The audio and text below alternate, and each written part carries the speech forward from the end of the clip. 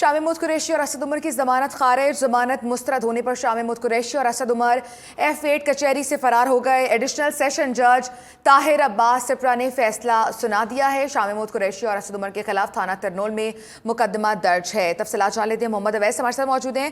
अवैस, बताइएगा क्या दोनों फरार हो गए इस वक्त?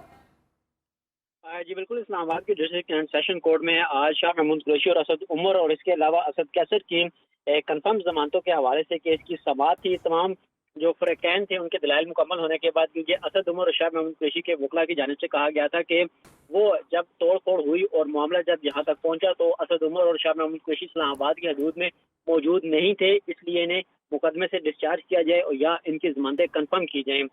अदालत की जानिब से तमाम तर दलाइल मुकम्मल होने के बाद फैसला महफूज किया गया था।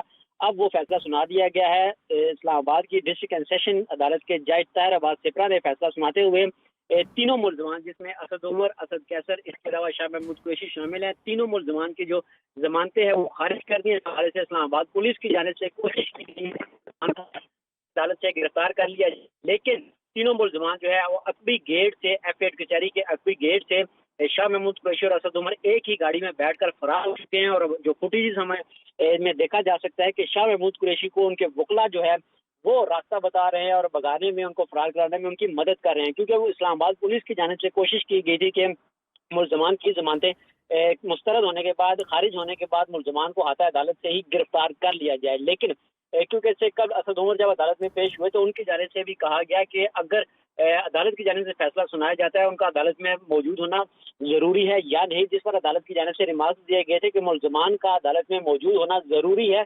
इस खतरे को भांपते हुए, क्योंकि असद उमर और शाह महमूद कुरैशी जो है वो फैसला सुनते वक्त कमरे अदालत में मौजूद नहीं थे, उनके वकला मौजूद थे। जैसे ही वकला की जानिब से बताया गया कि जो जमानतें हैं वो खारिज कर दी गई हैं, असद उमर और शाह महमूद कुरैशी F8 कचहरी के अकबी दरवाजे से एक ही गाड़ी में बैठकर फरार हो चुके हैं। जी अच्छा, ठीक है। अवैस, ये बताएगा कि इस वक्त जब अदालत से वो फरार हुए, क्या वहाँ पर पुलिस की गाड़ियाँ थी, सिक्योरिटी के क्या इंतजाम थे अदालत के बाहर, और अंदर क्या सूरत हाल थी?